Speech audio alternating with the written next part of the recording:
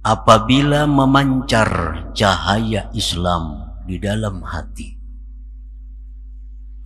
Nah, sebenarnya setiap hati kita itu terbit cahaya Islam, cahaya iman. Tapi yang jadi persoalannya adalah apakah cahaya itu memancar? Apakah cahaya itu menerangi? Apakah cahaya itu menyinari? Nah, apabila cahaya Islam terbit di dalam hati kita dan cahaya itu bersinar, nah cahaya itu memancar, maka seseorang itu akan mendapati, akan merasakan manisnya amal zahir.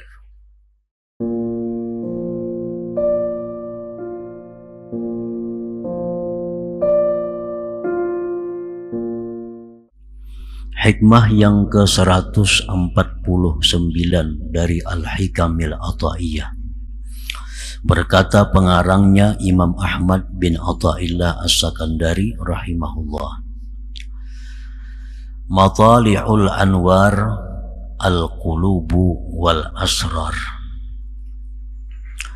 yang artinya bermula tempat terbitnya cahaya-cahaya itu adalah hati dan asrar atau sir.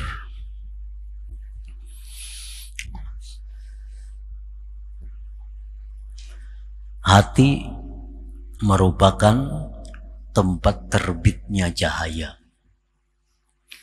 Diumpamakan seperti langit itu tempat terbitnya matahari, bulan dan bintang.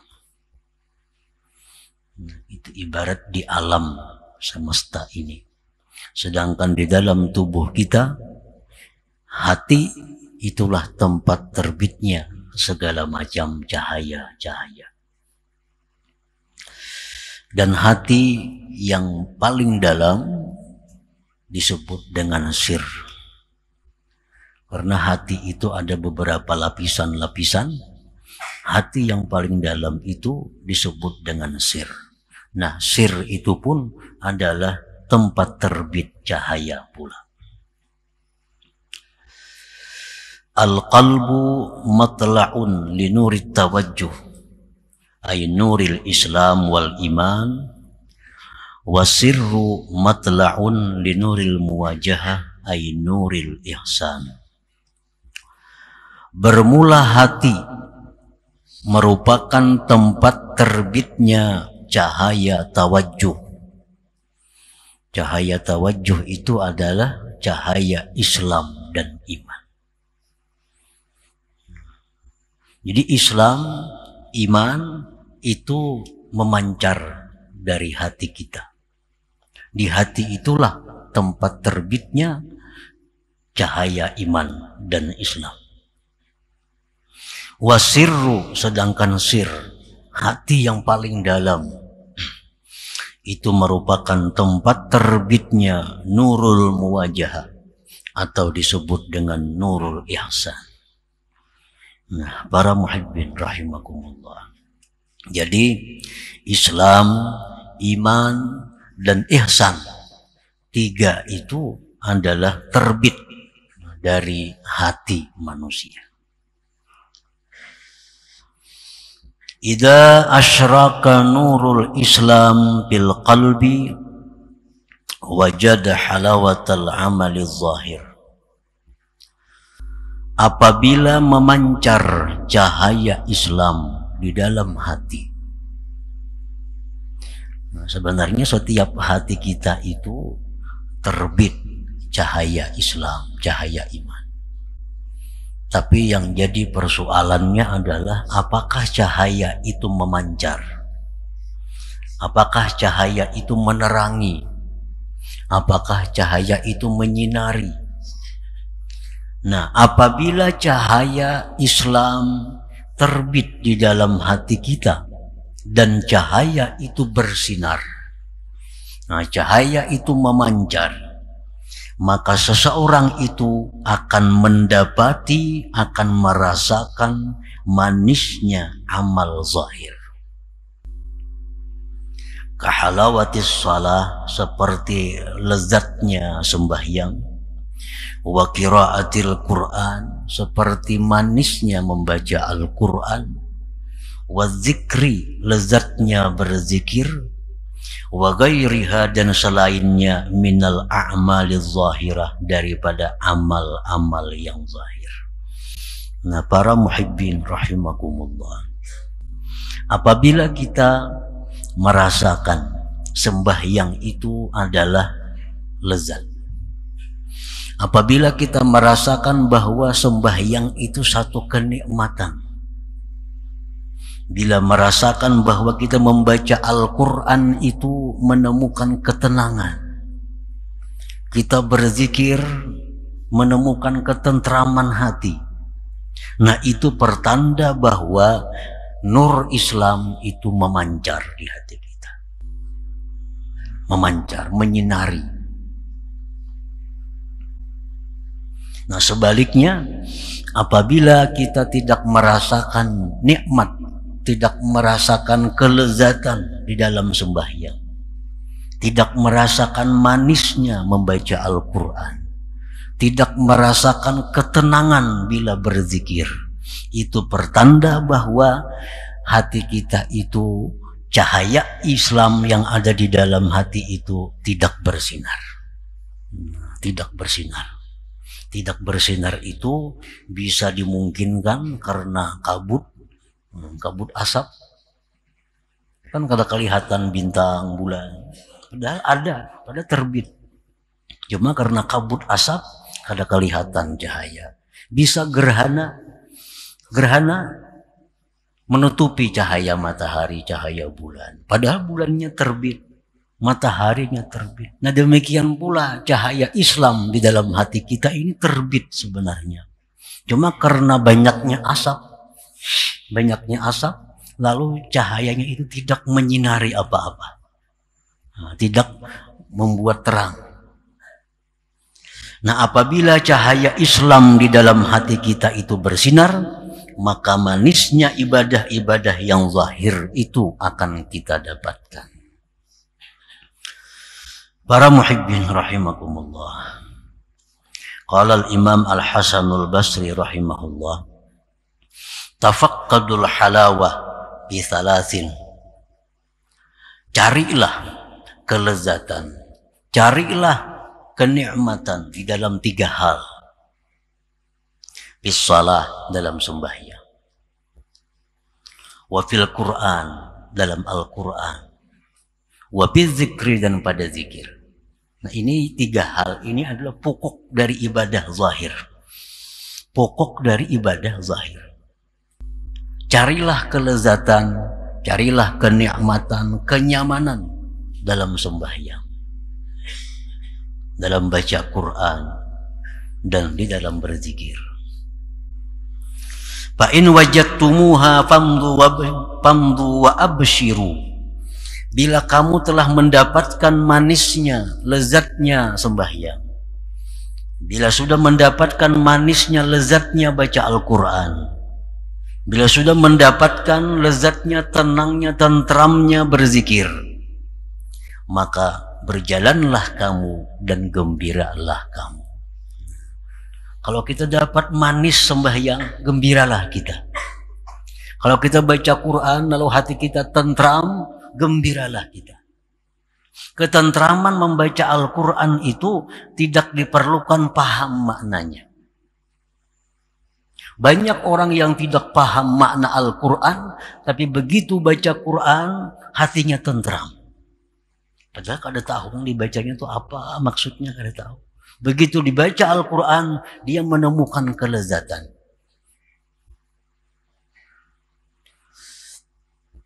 Nah, bila kita menemukan kelezatan-kelezatan di dalam ibadah-ibadah zahir tadi, maka berjalanlah kalian dan gembiralah kalian.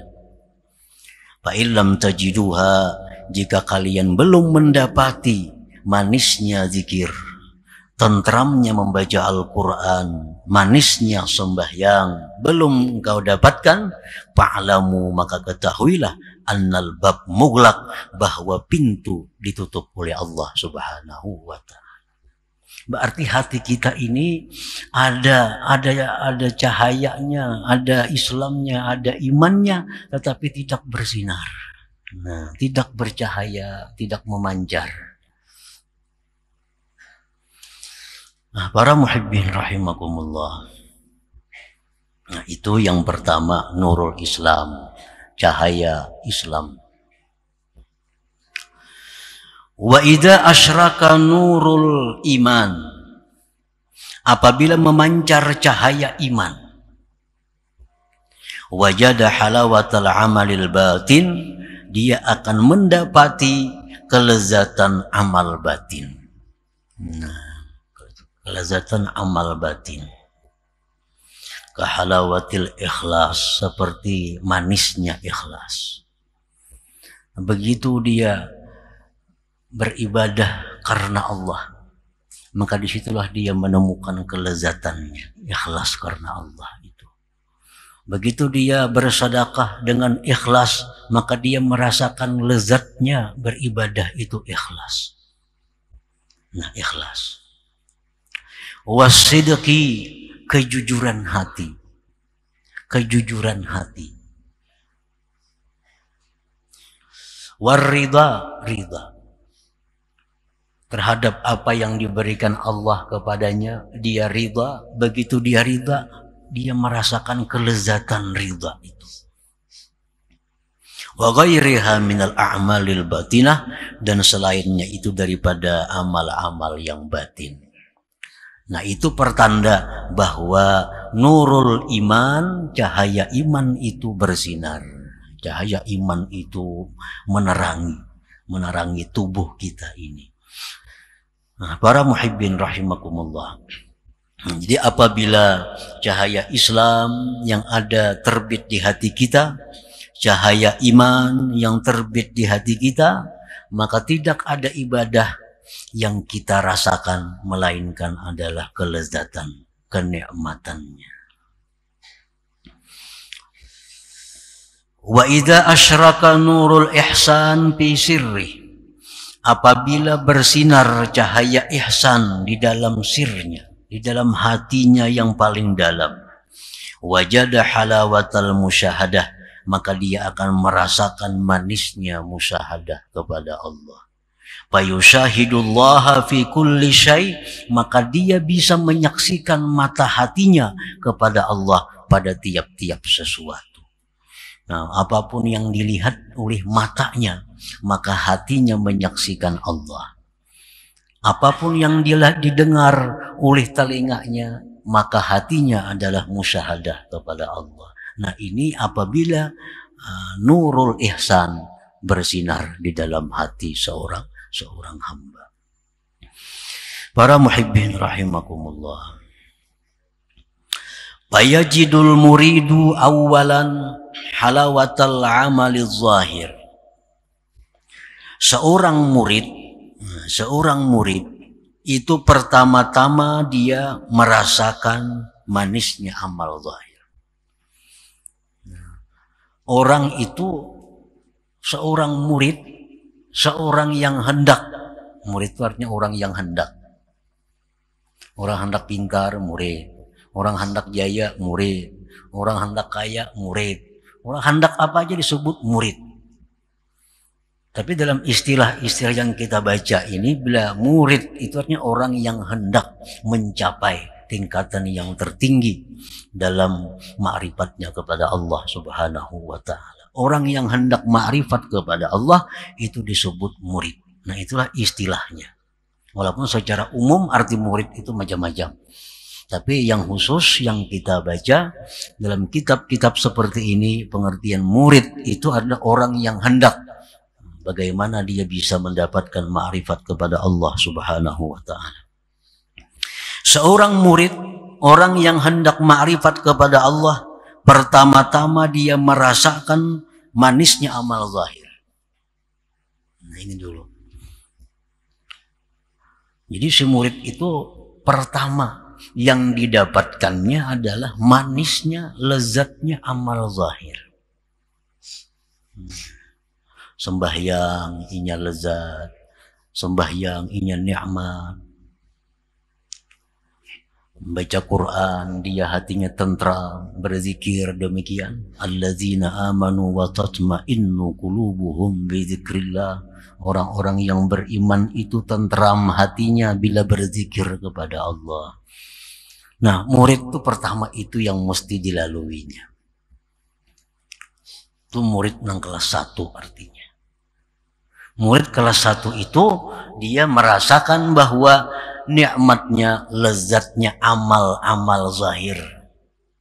Pertanda bahwa nurul Islam di dalam hatinya bersinar memancar. Sembahyangnya nyaman, baca Qur'annya nyaman, bila berzikir itu dia nikmat. Nah, ini pertanda bahwa kita sudah masuk dalam murid. Masuk dalam murid. Nah, apabila manisnya amal yang zahir ini belum kita rasakan, manisnya amal zahir belum kita dapatkan, nah kita belum sampai kepada tingkatan murid. Belum sampai kepada tingkatan murid angkatan pertama atau murid yang kelas 1 itu.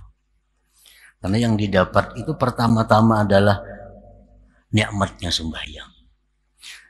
Artinya bila mana dia menemui kesusahan-kesusahan di dalam hidupnya, dibawanya sembahyang, hatinya nyaman. Nah, dia menemui masalah-masalah yang banyak yang dihadapinya, dibawanya berzikir, tentram. Nah, itu sudah menunjukkan bahwa orang ini sudah murid. Artinya sudah ada pancaran cahaya Islam di dalam hatinya. Summa halawatal amalil batin. Kemudian sesudah itu dia rasakan manisnya amal batin. Nah, summa itu menurut dalam bahasa nahu litarahi. Artinya perlu waktu yang panjang. Summa, kemudian. Ini bahasa Arab nahu itu fa itu kemudian juga artinya, tapi itu cepat. Ja'a Zaidun fa amrun. Datang Zaid, kadalawas datang Amar. Pak Amrun. Kalau ja'a Zaidun, datang Zaid, summa Amrun, bisa seminggu hanya datang si Amar ini. Summa itu waktu panjang. Nah, jadi untuk naik tingkatan seorang murid daripada merasakan manisnya amal zahir sampai dia bisa merasakan manisnya amal batin, itu perlu waktu yang cukup panjang. Summa. Mungkin beberapa waktu dia rasakan lebih dahulu manisnya sembahyang, lezatnya berzikir, lezatnya puasa, lezatnya segala macam amal-amal zahir. Nah, sudah itu mantap dirasakannya, dia akan diberi Allah langkah yang kedua, yaitu merasakan manisnya amal batin. Bagaimana nikmatnya dia ikhlas beramal, bagaimana nikmatnya dia ridha menerima hukum Allah, menerima ketetapan daripada Allah, bagaimana dia manisnya berharap kepada Allah, bagaimana dia manisnya berpegang atas Allah. Nah, itu semuaan adalah amal-amal batin. Nah, ini sudah tingkatan yang kedua. Summa halawatal musyahadah. Nah, summa lagi. Summa artinya kemudian dalam waktu yang cukup lama dia akan bisa merasakan manisnya musyahadah kepada Allah itu.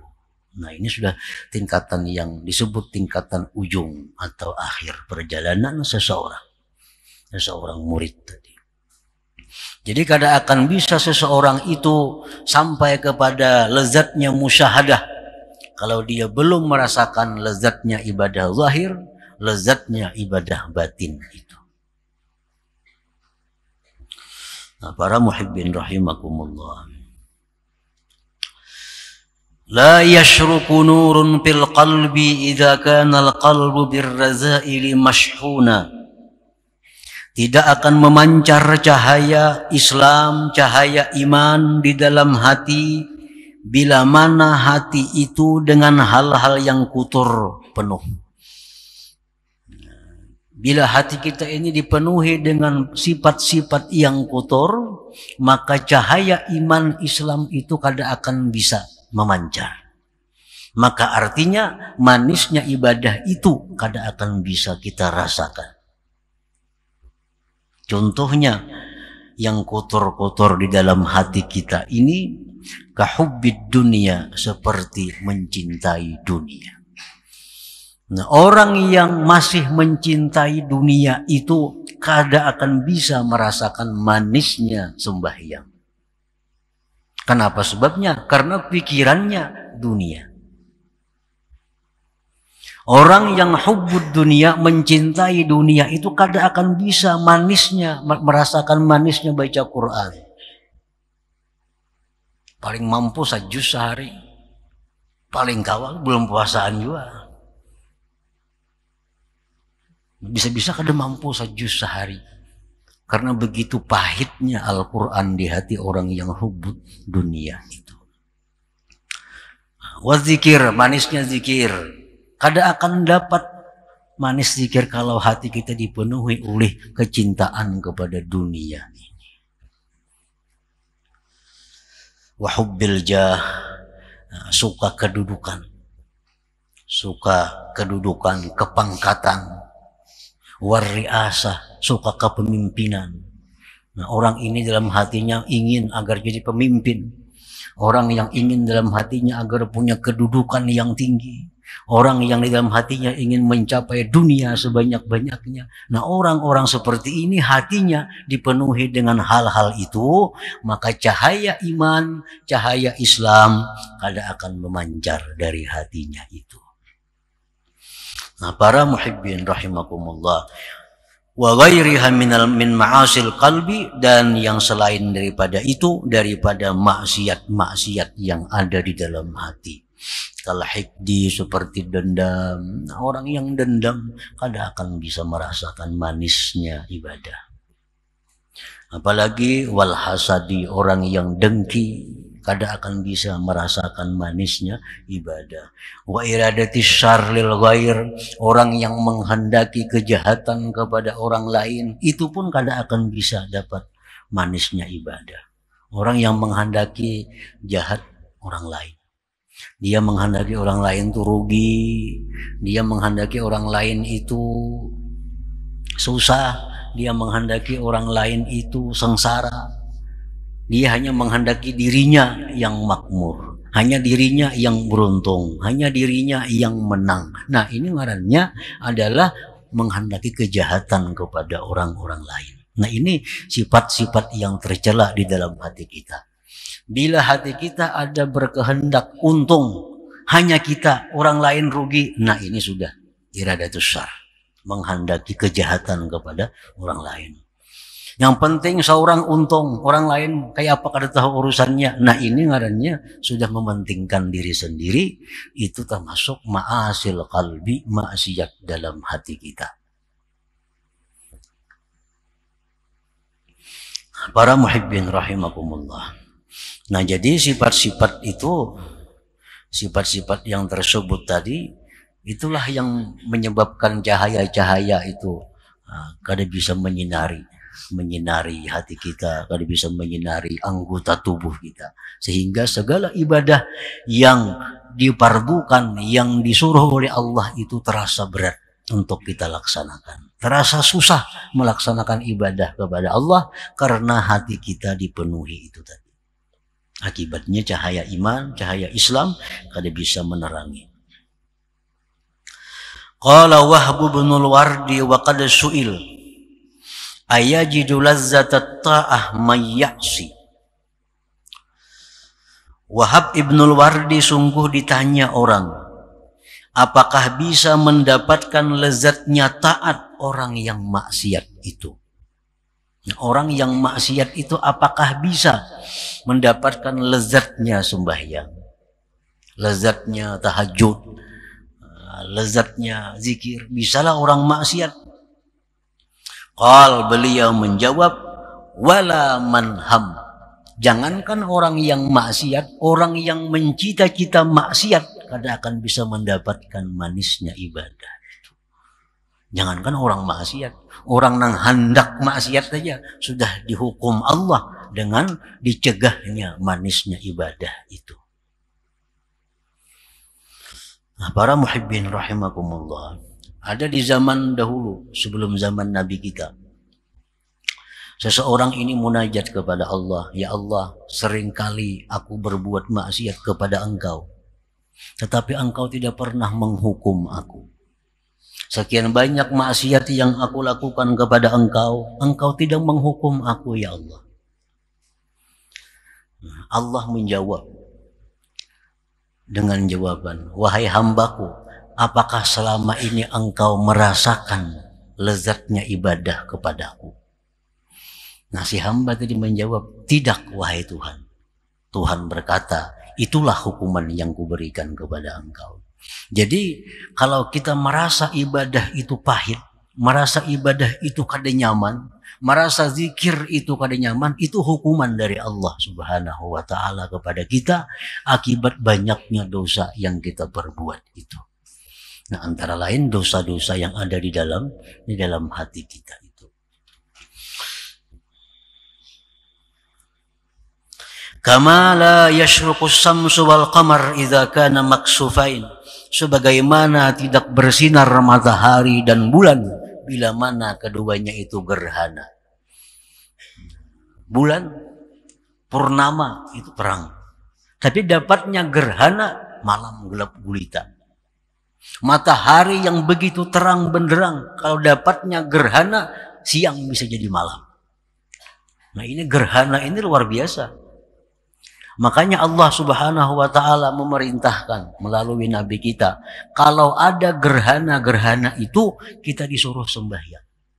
Sembahyang gerhana matahari bulan, sembahyang gerhana matahari, gerhana bulan, gerhana matahari, sembahyang. Artinya apa? Ini petunjuk kepada kita, setiap kita melakukan sesuatu kesalahan, setiap kita melakukan satu kemaksiatan kepada Allah, maka itu maksiat menutupi cahaya iman di hati kita. Sehingga nur iman gerhana, nur Islam gerhana. Nah, itu Allah menyuruh agar kita sembahyang tobat.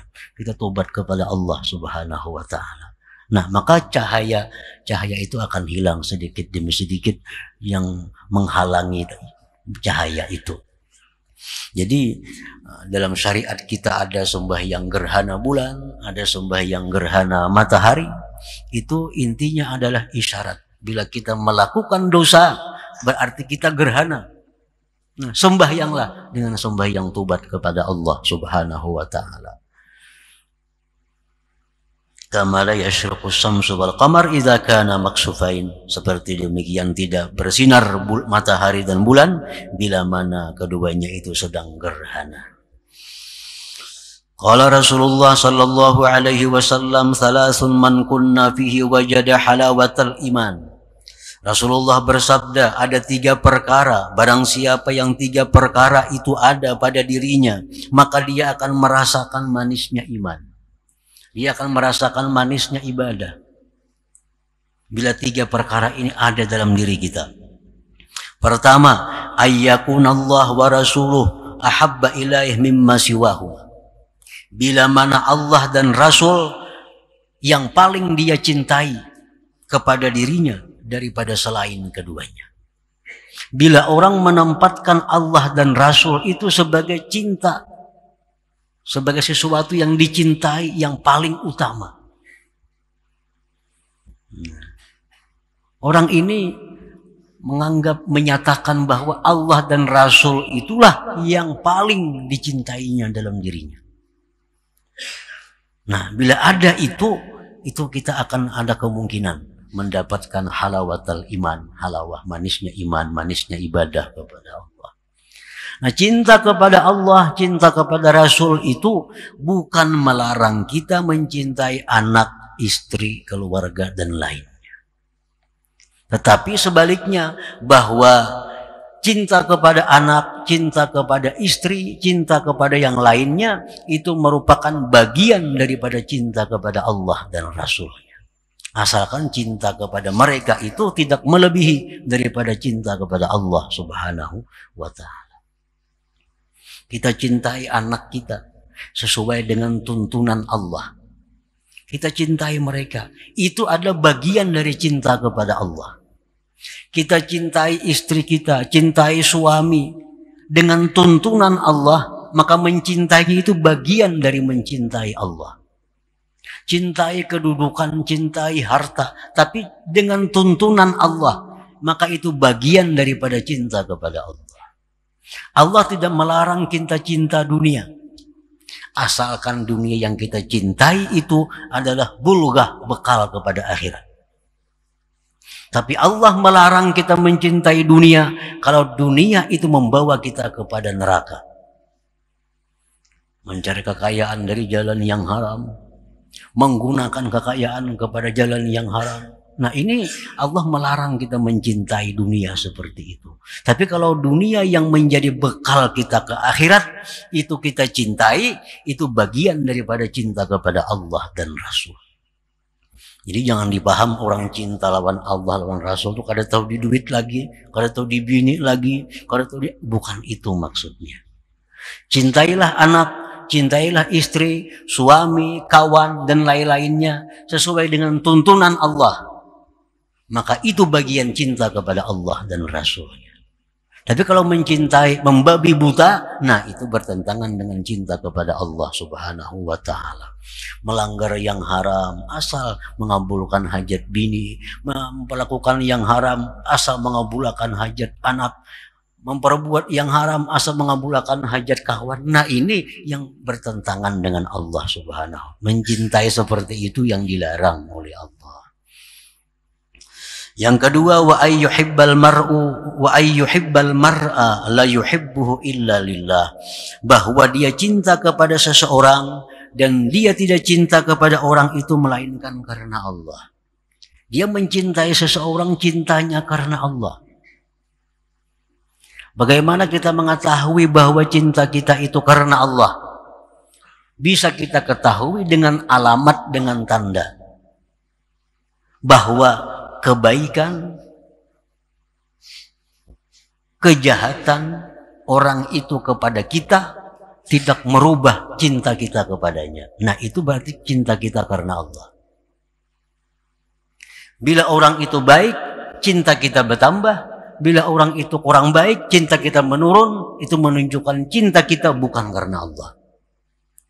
Nah itu mengetahui cinta kepada seseorang yang cintanya karena Allah.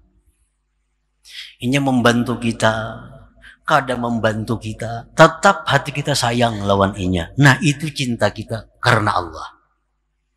Bila sebaliknya, bila membantu, hati kita tambah cinta. Bila kada hira-hiran, hati kita pindah kurang cinta. Nah ini sudah kada karena Allah cintanya.